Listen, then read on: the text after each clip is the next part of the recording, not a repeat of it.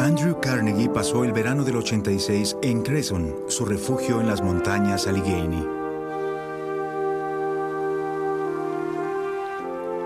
No fueron días fáciles.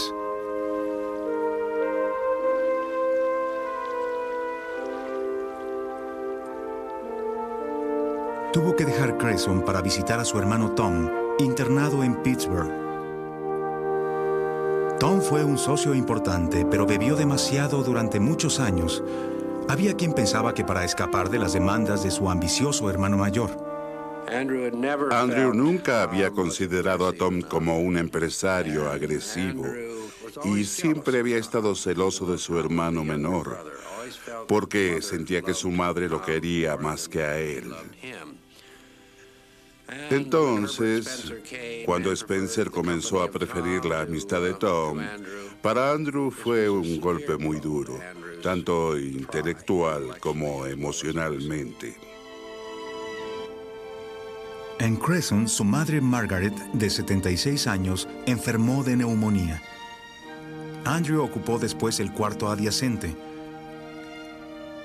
Le escribió a Louis que tenía gripe, pero tenía tifoidea. En octubre, Tom falleció a los 43 años. A menudo Carnegie bromeaba sobre su hermano. Nació cansado, decía. Pero él adoraba a su madre. Tal vez un día seré capaz de decir al mundo algo sobre esta heroína, pero lo dudo, declaró alguna vez. Porque para mí ella es sagrada y hay cosas que nadie debe saber. Después de la prematura muerte de mi padre, ella fue toda mía.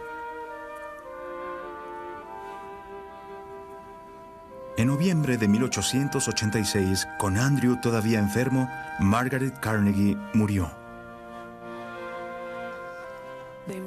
Estaban muy preocupados por la reacción de Andrew frente a la noticia y por cómo esto podría agravar su enfermedad, al punto de que bajaron el cadáver por la ventana para que Andrew no escuchara cuando lo trasladaban. Se enteró de la muerte de su madre solo una semana después y cuando lo supo quedó absolutamente desolado.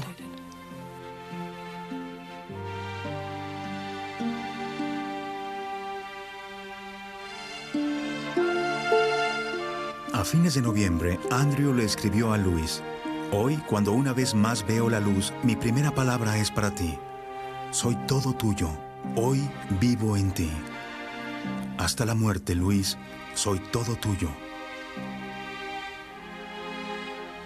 5 meses después, Andrew Carnegie, de 51 años, se casó con Louise Whitfield, de 30 años.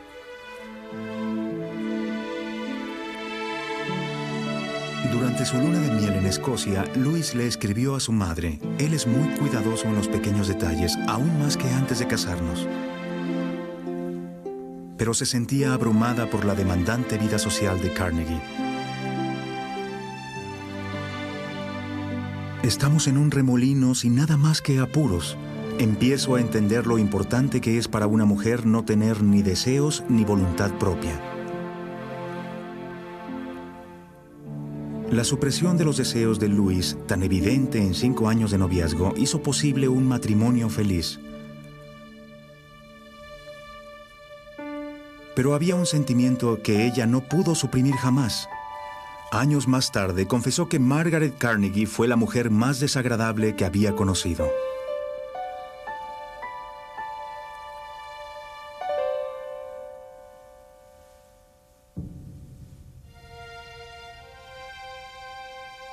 El año anterior a su matrimonio, Andrew Carnegie publicó La democracia triunfante, un bestseller que veía la promesa de América cumplida en empresas como la suya.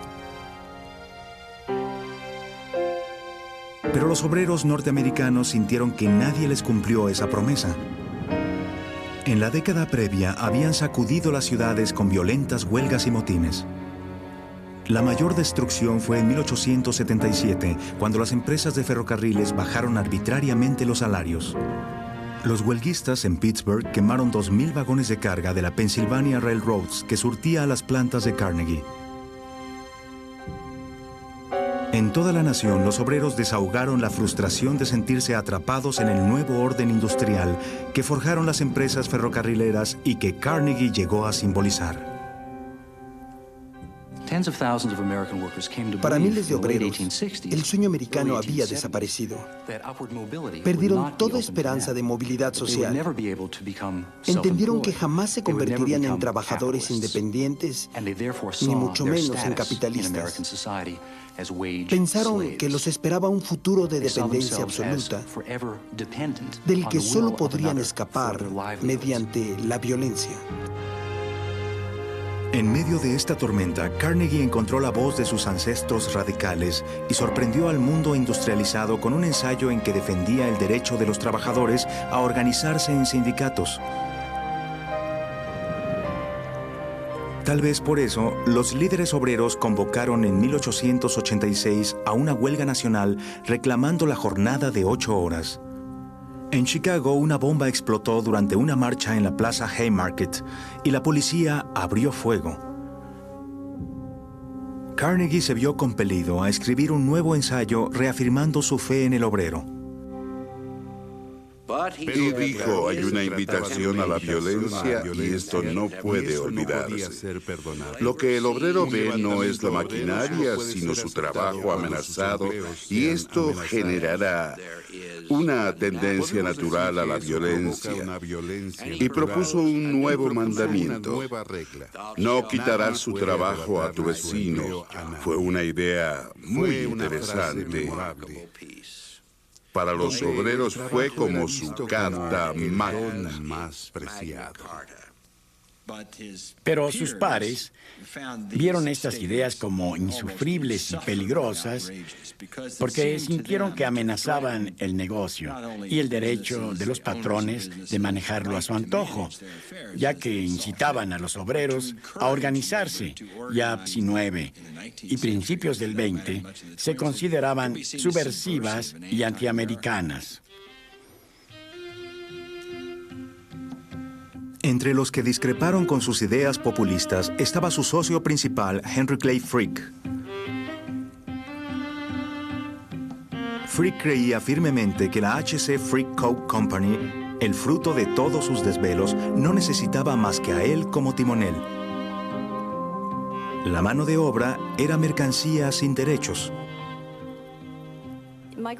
Mi bisabuelo tuvo una actitud muy dura frente a los huelguistas, pero esto se explica por su educación. Él fue criado por un menonita alemán. Su abuelo, que era un hombre verdaderamente temible por sus convicciones. Los menonitas son gentes muy estrictas que trabajan muy duro y siempre hacen lo que se les ordena. Es más, mi bisabuelo fue duramente castigado muchas veces por insignificancias como subirse a un árbol o robarse una manzana. Frick consideraba desobedientes a los obreros que no aceptaban sus reglas. Cuando los trabajadores anglófonos se alzaron en huelga en las carboneras en 1884, los despidió e importó húngaros y esclavos para reemplazarlos. Cuando en 1887 estalló otra huelga, esta vez por salarios, Frick organizó a las compañías de coque para que no cedieran. La huelga paralizó la producción de coque y cortó los suministros a las fábricas de Carnegie. La respuesta natural de Frick a situaciones como esa era desafiar a los trabajadores y rechazar terminantemente sus demandas. Para este momento, Frick ya no era dueño mayoritario de su propia compañía. Los socios de Carnegie tenían la mayoría de las acciones. Dado que los tiempos eran buenos y que la compañía Aceros Carnegie vendía todo el acero que producía, Carnegie ordenó a Frick conceder al sindicato sus demandas y solucionar la huelga. Carnegie forzó a Frick a retractarse de su postura de línea dura con los trabajadores y Frick estaba furioso. Pero los criterios de Carnegie nunca se pusieron a prueba. Aparecía como un hombre de negocios recto con sus trabajadores y vigilante de sus objetivos. El año siguiente fueron puestos a prueba en el Edgar Thomson Works cuando el sindicato resistió sus esfuerzos de reducir el costo de producción. En su autobiografía, Carnegie cuenta cuál fue su papel en este incidente. Cómo cerró la planta y se estableció en Nueva York para esperar la resolución. Se veía a sí mismo cómo quería ser recordado, el patrón benévolo. Después de algunas semanas, una delegación del sindicato le hace una visita. Él los recibe en su casa, les da de cenar, los trata con gran cortesía y les anuncia que pronto reaparecerá en Pittsburgh con un plan para solucionar la huelga y que les devolverá todo su trabajo. Y efectivamente, poco después visita la planta. Sus socios están temerosos de lo que pueda suceder cuando él aparezca en esta reunión masiva, pero de hecho aparece con los trabajadores y después de una discusión de la situación les pide que le hablen de sus preocupaciones. Uno de los trabajadores se levanta y le dice: «Señor Carnegie, tome mi trabajo, por ejemplo». A lo que Carnegie responde con su agudo ingenio: «El señor Carnegie no toma el trabajo de nadie». Esto rompió el hielo y todo el vestíbulo comenzó a reírse a carcajadas. Y esa fue la clave. La reunión se llevó a cabo en una atmósfera de alegría y de amor mutuo. Y poco después se firmó el contrato y se logró esencialmente lo que Carnegie quería. En el final del cuento de hadas de Carnegie, todo terminó bien. Pasó la prueba con bombo y platillo. Él mismo recordaba en sus memorias al Carnegie idealista que solucionó el conflicto sin violencia. Al que descuidó fue al Carnegie que quería llegar a la cima. El que mató de hambre a sus trabajadores a través de la sumisión, haciendo a un lado su idealismo y destruyendo su sindicato.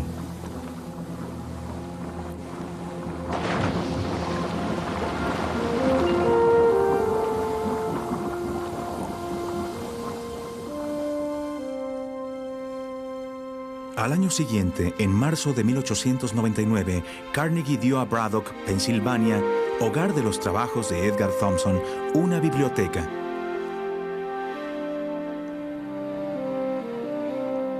Más que una serie de cuartos de lectura, era un elaborado centro para la comunidad con una sala de conciertos y con instalaciones deportivas.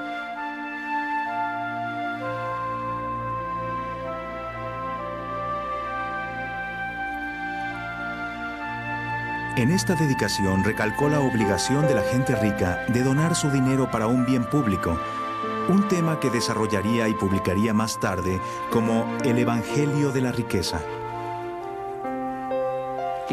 A la biblioteca la llamó el testimonio de su sociedad con los trabajadores de Braddock e incluso se propuso construir una biblioteca en Hampstead con la condición de que los trabajadores se hicieran sus socios. Lo que quería decir que solo la haría si los obreros estaban dispuestos a abandonar su filiación a los sindicatos. No creo que ese acto demagógico le hiciera bien a los trabajadores o a los sindicatos. A lo largo del río de Homestead, la compañía Asociación Fundidora de Trabajadores del Hierro y del Acero era el único sindicato que quedaba en las fábricas de acero de Carnegie. En el verano de 1889, los trabajadores obtuvieron concesiones de Carnegie. No solo mantuvieron su sindicato, sino que salieron de las negociaciones más fuertes y más seguros que nunca. Pero esto fue antes de que Henry Clay Frick estuviera a cargo.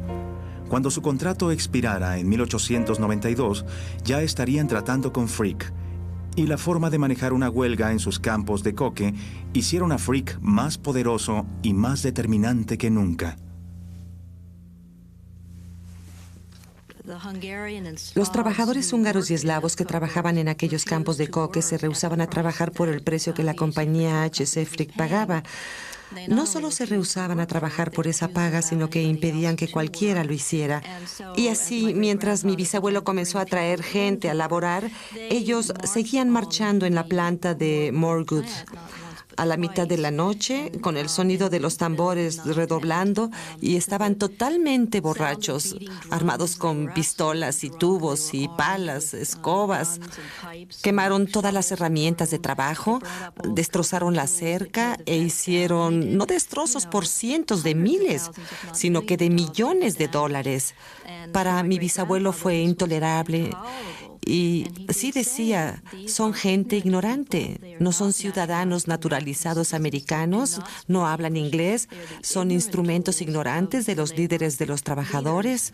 Decía, ¿qué es lo que va a regir a nuestra república? ¿La ley o la muchedumbre?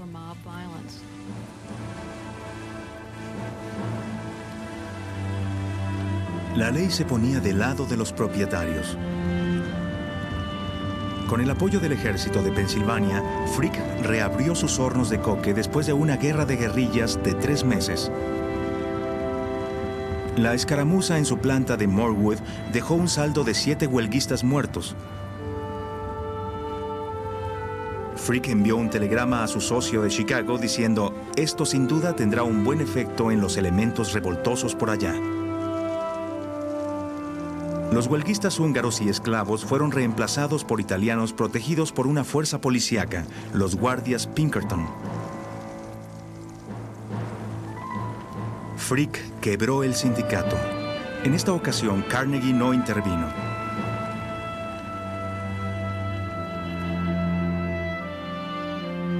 Carnegie y Frick controlaban ahora los costos de producción en todas partes, excepto en Homestead, en donde la fundidora estaba atrincherada.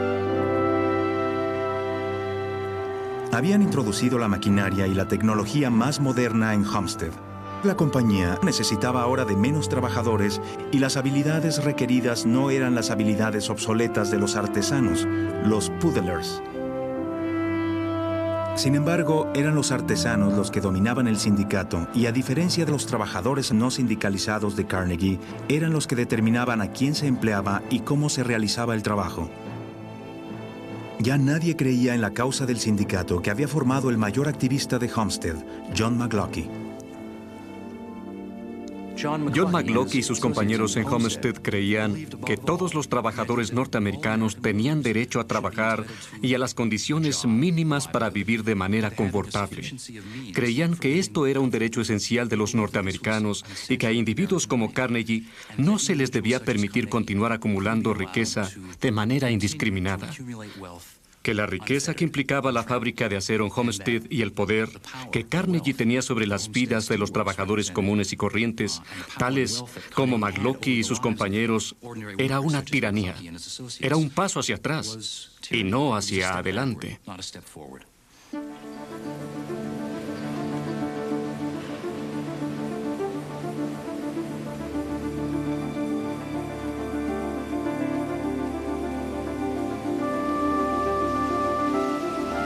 En la primavera de 1892, Carnegie y Frick laminaron tanto acero blindado como les fue posible antes de que el contrato del sindicato expirara a fines de junio. La mayor fábrica de acero de Estados Unidos había decidido eliminar al sindicato más grande de los Estados Unidos. El cómo hacerlo aún era incierto. Carnegie tomó sus habituales vacaciones largas, pero este año se fue a Loch Rannoch, en las montañas escocesas. Lo mejor era que el campeón destructor de sindicatos se mantuviera inaccesible a la prensa. Si los términos de Frick no se aceptaban, Carnegie había dado instrucciones de cerrar la planta y dejar a los trabajadores afuera. Después le dio luz verde a Frick. Aprobamos cualquier cosa que usted haga, escribió desde Inglaterra. Estamos con usted hasta el final. Lo que hizo Frick fue construir una barda de 5 kilómetros de largo por 3 metros de alto alrededor de toda la fábrica. Los trabajadores la nombraron Fuerte Frick.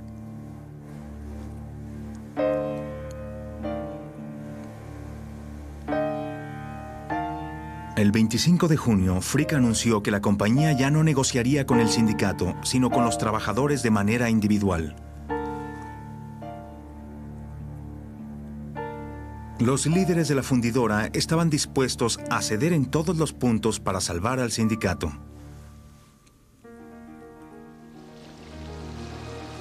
Trataron de localizar a Carnegie en Escocia, a aquel Carnegie que no tomaba el trabajo de nadie, pero no lo encontraron. Esta es su oportunidad de organizar todo, escribió Carnegie a Frick. Tener razones buenas y precisas para emplear a cada hombre. Demasiados hombres para las reglas de la fundidora.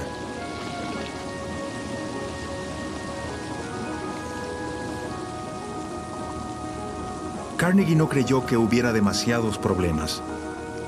Apostó a que los trabajadores preferirían su empleo y no a su sindicato. Pero ellos se mantuvieron firmes.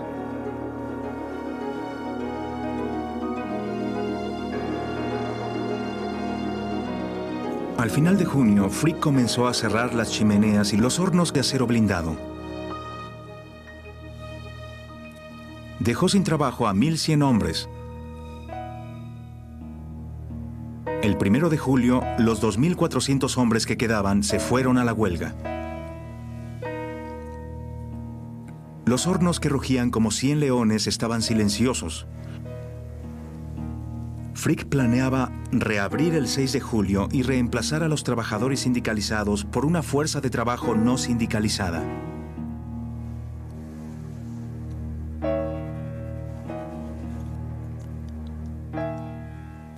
Los obreros creían que por haber trabajado en la planta habían unido su destino al de los propietarios, es decir, que ellos mismos se habían vuelto propietarios. No pensaban que Carnegie ya no fuera el dueño, ni que ellos fueran los dueños, sino que se sentían con derechos. Y creo que, en el fondo, el conflicto de 1892 en Homestead se derivó de la contradicción de dos puntos de vista contrapuestos. Y, por supuesto, de los derechos humanos del obrero norteamericano. Muchos periodistas de todo el país acudieron a Homestead en tropel. Las fábricas de Carnegie representaban el futuro industrial de los Estados Unidos. El papel que habrían de tomar los sindicatos estaba en juego. Frick pidió al comisario pegar carteles diciendo que su intención era proteger la fábrica. Los trabajadores los rompieron todos. Él sabía que el comisario no protegería la fábrica. Los guardias Pinkerton nunca le habían fallado. Una vez más, Frick empleó a los grupos armados de la industria norteamericana.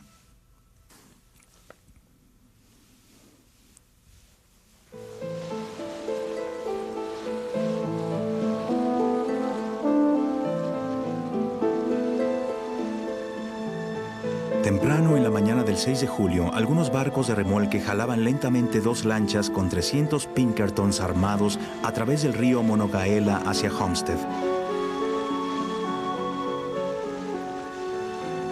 El pueblo se levantaba sólidamente detrás del mayor McLaughey. No estamos dispuestos a que los representantes de Andrew Carnegie nos ametrallen, les dijo a los trabajadores. Tenemos nuestros hogares en este pueblo, tenemos nuestras iglesias aquí y nuestros cementerios. Estamos ligados a Homestead por todos los vínculos considerados por los hombres como los más queridos y los más sagrados. La compañía Carnegie ha importado a hombres de todas las nacionalidades a otros lugares. Nunca han importado a un hombre a Homestead y nunca lo harán.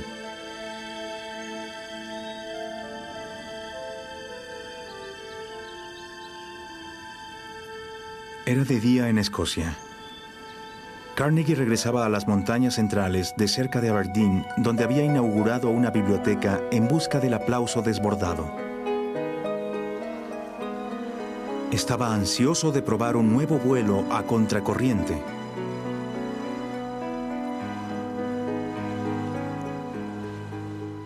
Los puestos de observación del sindicato estaban a lo largo del Monongahela. Un periodista escribió que alrededor de las 3 a.m., un jinete que cabalgaba a gran velocidad irrumpió en las calles de Homestead, dando la señal de alarma sin detenerse.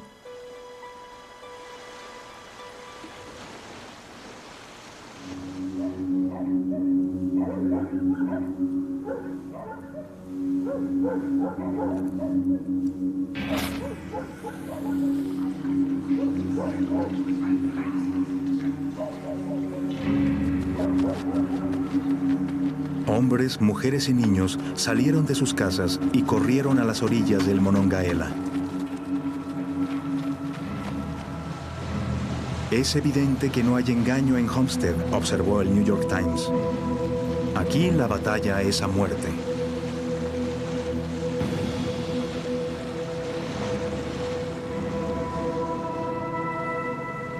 Poco antes del amanecer, las lanchas anclaron cerca de la Casa de las Bombas.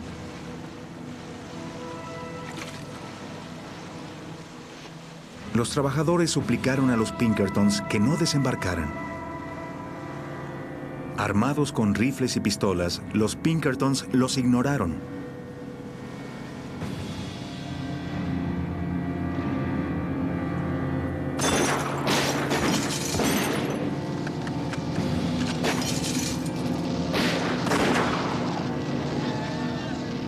Nadie sabe quién disparó el primer tiro.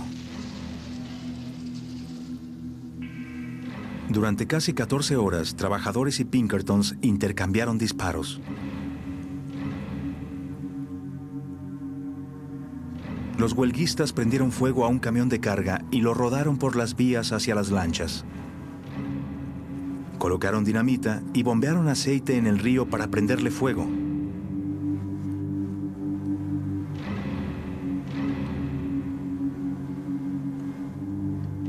A las 4 p.m., cuando los Pinkertons se rindieron, había 3 detectives y 9 trabajadores muertos o moribundos. Pero los trabajadores habían ganado la batalla. Sin embargo, comenzaron a perder la guerra. Los líderes sindicales prometieron salvoconductos, pero no pudieron controlar a la multitud. Los trabajadores enardecidos y sus esposas hicieron ver a los Pinkertons su negra suerte. Los hombres imploraban clemencia, escribió el New York World. Fueron golpeados en la cabeza con palos y con las puntas de los rifles. Casi podía escucharse la fractura de los cráneos, y cuando finalmente escaparon, fue con sangre a borbotones cayéndoles de las cabezas.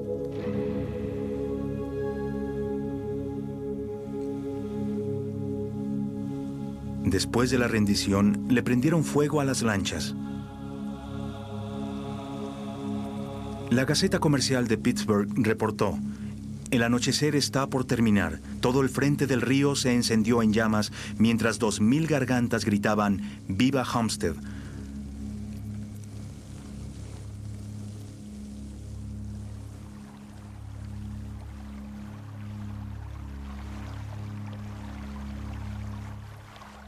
Carnegie envió un telegrama a Frick desde Escocia.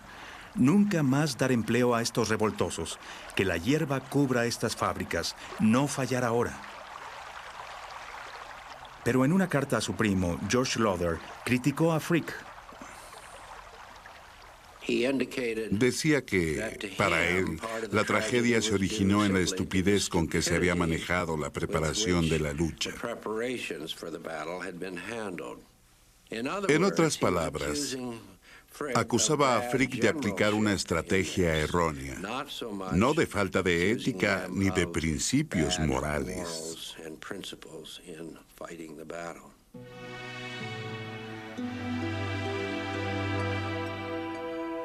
Los trabajadores continuaron protegiendo la fábrica de Homestead, la que creían que era su fábrica.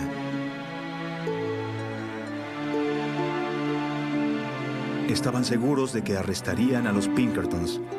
Se sorprendieron cuando vieron que los subían a un tren nocturno para protegerlos. Cuando los trabajadores se rehusaron a entregar la fábrica al comisario, el gobernador de Pensilvania envió a las tropas para reclamar la fábrica a favor de Aceros Carnegie.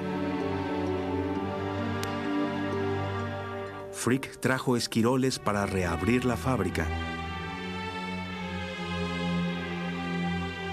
La suerte de los huelguistas sufrió un nuevo golpe cuando Alexander Berkman, un anarquista ruso sin relación con el sindicato, trató de asesinar a Frick en nombre de la clase trabajadora. Le disparó 2 balazos en el cuello y lo apuñaló 3 veces. Después de que había atacado a mi bisabuelo, un carpintero se le echó encima a Bergman con un martillo en la mano. Lo quería golpear en la cabeza. Y mi bisabuelo dijo, a esa altura ya tenía 2 heridas de bala en el cuello, se estaba desangrando, había sido apuñalado, había sangre en todo el piso que le caía de las piernas. Le dijo al carpintero, no le pegues, déjaselo a la justicia, no le pegues, déjaselo a la justicia. Y se llevaron a Bergman. Mientras tanto, mi bisabuelo se levanta de su escritorio después de que el médico le sacó las balas sin anestesia, se levanta, regresa a su escritorio y termina completa su jornada de trabajo. Y le dice a Carnegie, no te molestes en regresar, pelearemos esta huelga aunque me vaya la vida de por medio.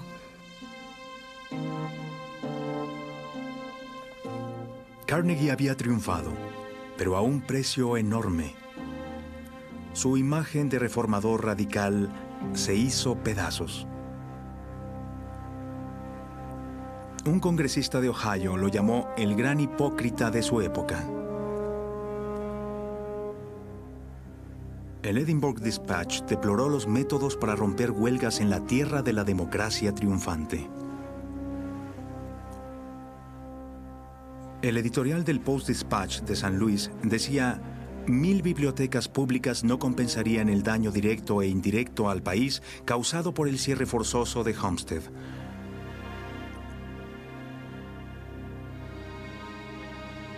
Diga lo que quiera de Frick, es un hombre valiente. Diga lo que quiera de Carnegie, es un cobarde. Los dioses y los hombres odian a los cobardes. Es fácil considerar a Carnegie como un hipócrita, porque hipocresía es que nunca o casi nunca hacía lo que decía. Pero sería demasiado obvio descartar simplemente todas las acciones de Carnegie porque eran hipócritas. Cabe preguntarse entonces, ¿por qué sintió la necesidad de escribir sobre los derechos de los obreros? Además, en ese momento quien marcó la pauta de cómo manejar las relaciones obrero-patronales no fue Carnegie, sino Frick. La respuesta solo puede hallarse nuevamente en la gran contradicción de Carnegie entre pasar como un gran demócrata liberal y, al mismo tiempo, llevar a aceros Carnegie a la cima.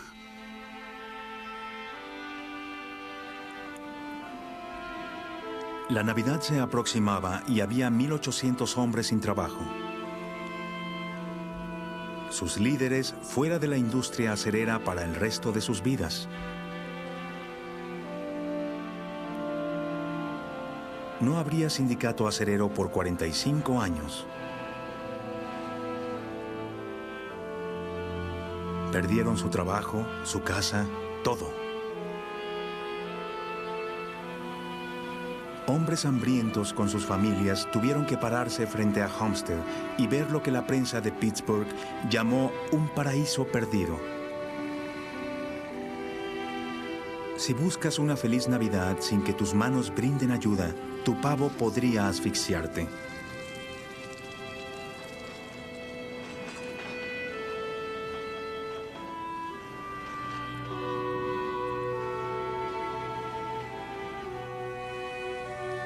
En Europa ha sonado Homestead. Homestead hasta enfermarnos, le dijo Carnegie por telégrafo a Frick desde Italia. Pero ya todo terminó, así que una vez más, feliz año nuevo para todos.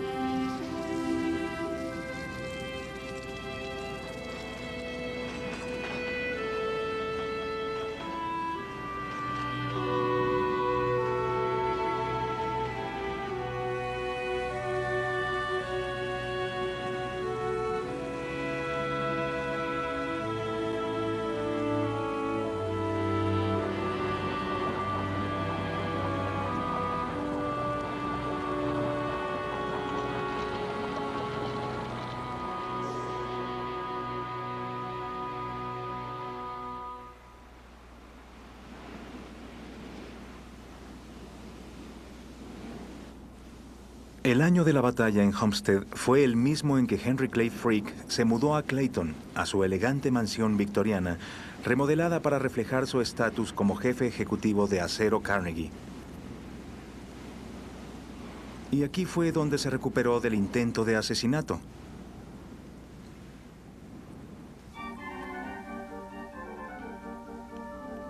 Carnegie pasó ese invierno con los Frick en Clayton. En la cena, Frick atendía a sus invitados cuando le ordenó al mayordomo: pida al maestro de la orquesta que toque algo. Carnegie debió estar complacido. Solo unos meses antes ayudó con los detalles del traslado de esta compleja orquesta de Freiberg, Alemania, a Pittsburgh. Solo la realeza europea y los marajás hindús podían cubrir el costo de una orquesta. Carnegie llegó a Pittsburgh para hablar con los obreros en Homestead y afirmar su plena confianza en Frick como director. Pero los civiles de Homestead escondieron una creciente tensión y se vengaron con Frick. Lo que tuvo mi bisabuelo en 1894 no fue más que un colapso nervioso. Estaba totalmente exhausto. Se le habían muerto 2 hijos, le había quebrado la espina dorsal a los obreros, pero a su vez esto le había quebrado su propia espina dorsal, y Carnegie le decía a todo el mundo que era un hombre perturbado. Y una vez mi bisabuelo le contestó: estoy harto de que andes por ahí diciendo que soy un enfermo. Estoy harto de tus absurdos artículos en el periódico, de tus entrevistas absurdas, de tu conducta personal y de que interfieras en cuestiones que no son de tu incumbencia y de las que no sabes absolutamente nada. Lo tenía realmente colmado. Frick renunció como jefe ejecutivo, pero Carnegie lo convenció de convertirse en jefe de la mesa de accionistas. Con Homestead atrás, Carnegie comenzó a retar al mundo. Invirtió en nueva maquinaria para reducir al máximo los costos. Reconstruyó todas sus plantas. Sus beneficios fueron en 1893 de 3 millones y 4 millones en el 94. Sus antiguos socios comenzaron a rogar por sus dividendos. Hay entre 6 y 7 millones disponibles, escribió su primo George Lauder en 1895. ¿Por qué no repartes las utilidades? Alguien escribió sobre un barco, siempre con tierra a la vista, pero que nunca arriba. La viuda de su hermano, Tom, comenzó a escribir preguntando por su parte. No había utilidades porque Carnegie reinvertía todas las ganancias. Aseguró un vasto suministro de mineral de hierro barato a lo largo de la costa Mesabi en Minnesota. Invirtió en barcos de lago para traer el mineral a través de los grandes lagos. Construyó sus propias líneas férreas para transportar el mineral desde las costas del lago Erie hasta Pittsburgh. Siguió rompiendo costos, corriendo sus plantas a pleno. Y dio resultado. En 1896, llevó el precio de las vías de $28 la tonelada a 18 y para tomar algunas órdenes hasta 14. Sus competidores quedaron pasmados. Para 1900, Andrew Carnegie producía más acero que la industria entera de Gran Bretaña. Creo que si a principios de siglo Estados Unidos se convirtió en la potencia industrial más importante del mundo, se debió a agentes como Carnegie. Carnegie acaparó la atención de la industria norteamericana de su tiempo y llevó a los Estados Unidos y a todo el mundo industrial a una nueva manera de hacer negocios y de producir, lo que marcó a la industria de este país para siempre.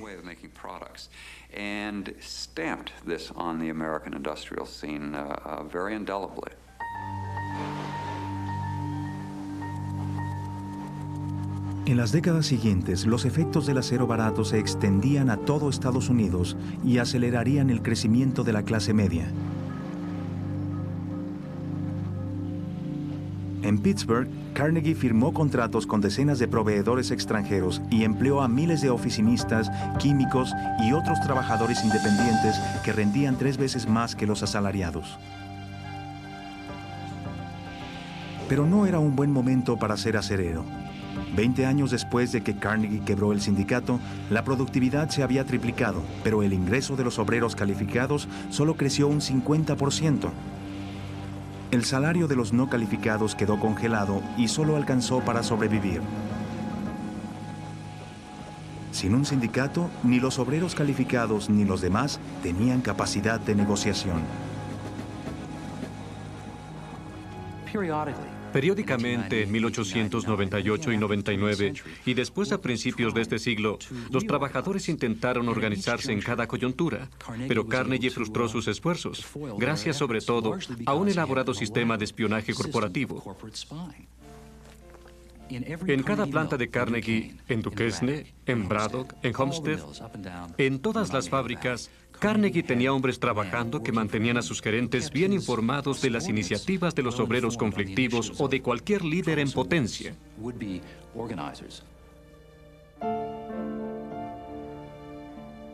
En Homestead, el sentido de comunidad se había marchado.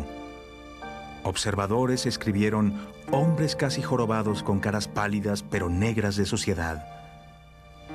Un dicho comúnmente oído era, si quieres hablar en Homestead, habla contigo mismo.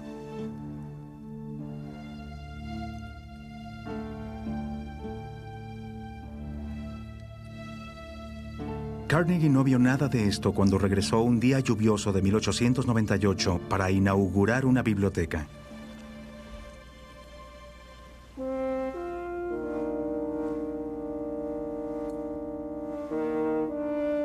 Estaba entusiasmado por esta gran construcción que comprendía, como la de Braddock, biblioteca, sala de conciertos, piscina, boliche y gimnasio.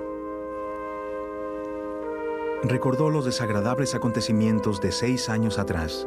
Con este acto, dijo, todos los remordimientos, todos los recuerdos tristes son para siempre cenizas en el fondo del océano.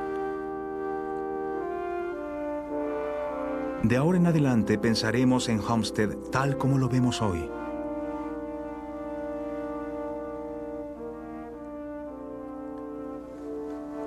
Pero años después, escribiendo su autobiografía, reveló que los desagradables recuerdos aún flotaban en la superficie. Nada antes o después me hirió tan profundamente.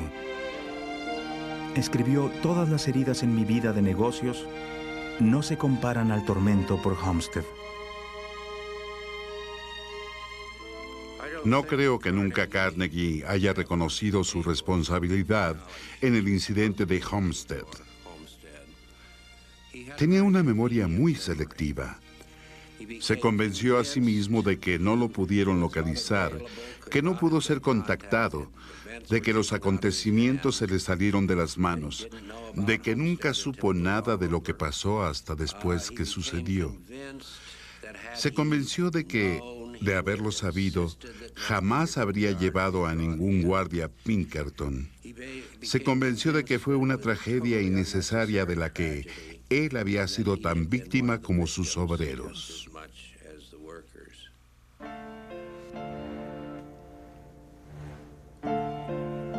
En el evento dijo que si él hubiera estado ahí para hablar con los obreros, la tragedia no habría ocurrido. Fue un golpe para Henry Clay Frick. La tensión de 20 años saltó 2 años después.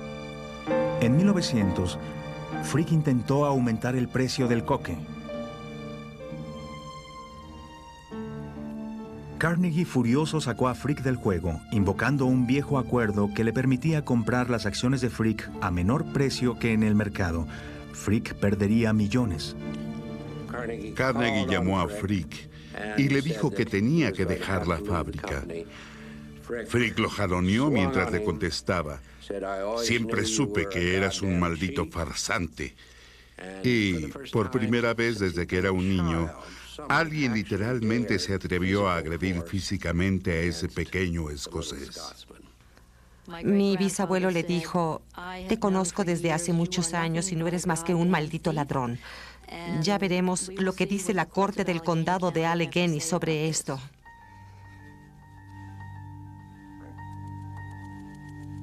Frick demandó a Carnegie por el valor de mercado para sus acciones. El choque de los reyes del acero fue la demanda legal privada más grande en la historia del país, lo que forzó a abrir los libros de la asociación guardados casi en secreto. Frick quedó afuera, pero se marchó con $31 millones. El primer hombre en enfrentar a Carnegie y ganar.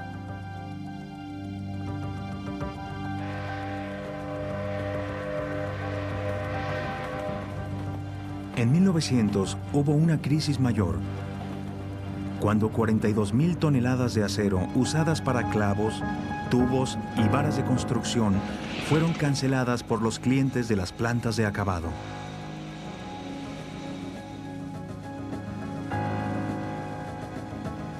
El financiero J.P. Morgan compraba las plantas de acabado y construía su propia forma de suministro. Significaba un reto mayor para Carnegie. Carnegie no dudaba que podía competir con las compañías de Morgan, aunque odiaba dejarlo fuera del negocio. Sabía que estas compañías no podían igualar sus costos, que no tenían la tecnología que tenían las suyas, que Morgan tenía demasiados accionistas a quienes pagar dividendos, que debía pagar intereses por el dinero prestado. En fin, que simplemente Morgan no podía competir con Aceros Carnegie.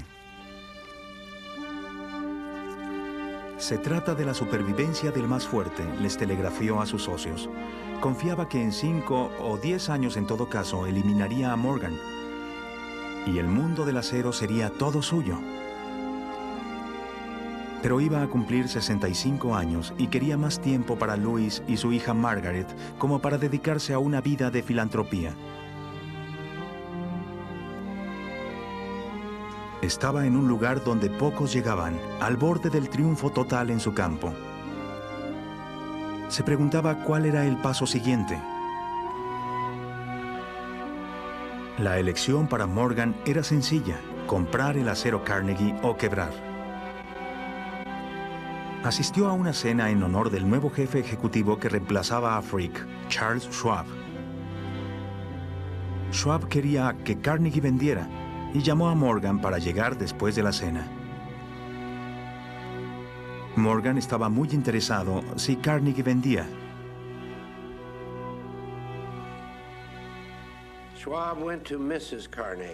Schwab fue a buscar a la señora Carnegie, quien estaba mucho más ansiosa que él por sacar a Carnegie del negocio.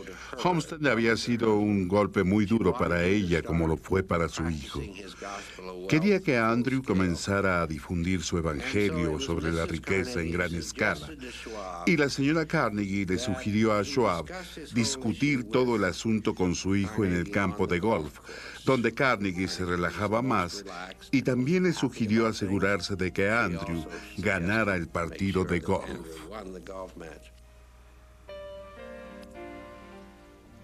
Schwab se acerca a Carnegie en el campo de golf y le pide que considere vender. Carnegie le dice que regrese al día siguiente. Al otro día, Carnegie le entrega una lista desglosada con el precio total, por el cual está dispuesto a vender aceros Carnegie. Schwab se lo da a Morgan y este, después de una ojeada, dice: acepto el precio.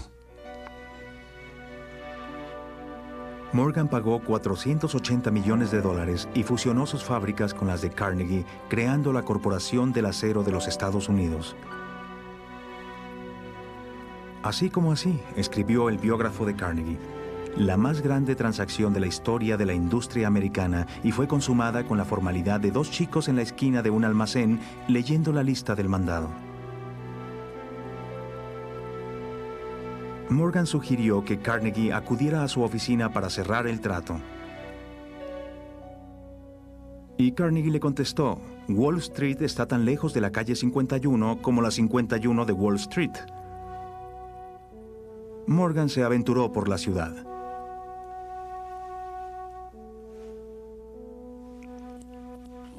Y dijo Morgan: felicidades, señor Carnegie.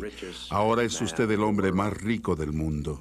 Carnegie le contestó: me pregunto si habría podido obtener otros 100 millones. Tal vez debía habérselos pedido. A lo que Morgan acotó: de haberlos pedido, los habría obtenido.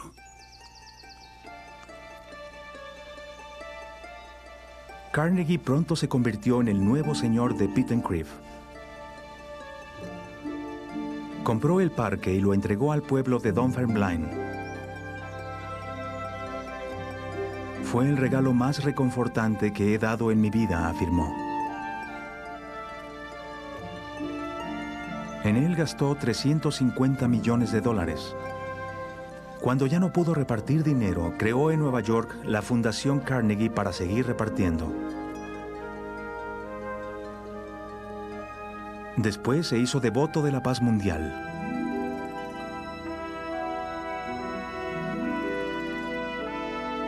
Fue de los primeros en hablar de una Liga de las Naciones y construyó el Palacio de la Paz en La Haya, conocido hoy como la Corte Internacional.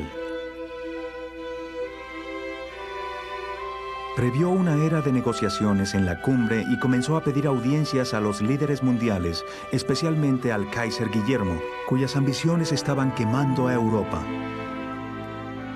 Ofreció costear el safari de Roosevelt en África si éste lograba concertar un encuentro con el safari del Kaiser. Le escribió a un amigo escocés: le he escrito al presidente que cuando deje su cargo debe dedicarse a repartir conocimiento como yo lo hago con mi dinero. Carnegie abrumó a Roosevelt con consejos sobre cómo debería asegurarle al Kaiser que la paz descansaba sobre sus hombros.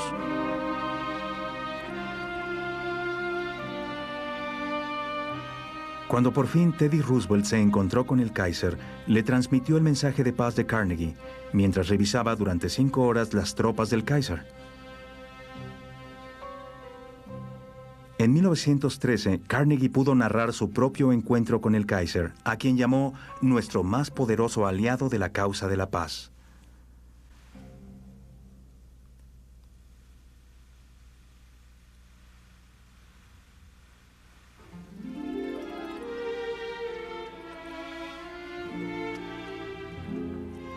Un año después, durante una hermosa tarde de agosto, a Carnegie le llegó la noticia de que la Primera Guerra Mundial había comenzado. Acababa de terminar su autobiografía, con el último capítulo dedicado a sus esfuerzos por la paz mundial.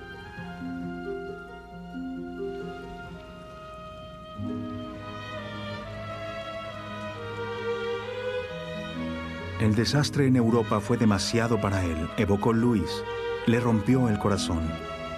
Europa civilizada no se movía hacia arriba y hacia adelante, sino directamente hacia el infierno.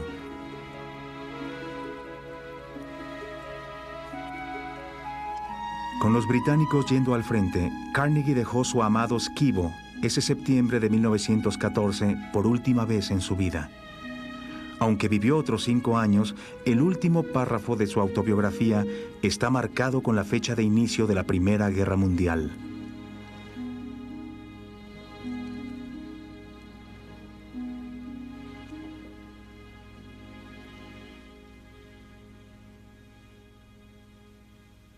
En sus últimos años, cuenta la historia, envió un mensajero a la mansión de su antiguo socio, Henry Clay Frick.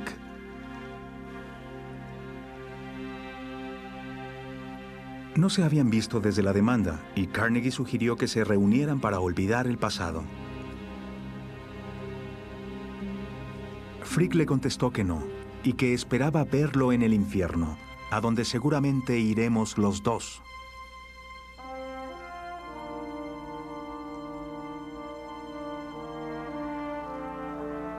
La visión de Carnegie no incluía el infierno. Poco antes de morir, aprobó los murales para el Instituto Carnegie en Pittsburgh. Presentan el mundo tal como él lo veía, una utopía industrial donde todo está bien mientras crezca bien. Es un mundo de hombres de acero, obreros idealizados, sumidos en nobles afanes y rodeados de humo, de hornos ardientes emergiendo del humo, de maquinaria trabajando a gran potencia, humo por todas partes, dominando hasta el mismo cielo. En el centro de la escena hay un caballero con una armadura negra de acero, subiendo alto y arriba, arriba y adelante. Es el cuento de hadas de Carnegie, donde todo termina bien.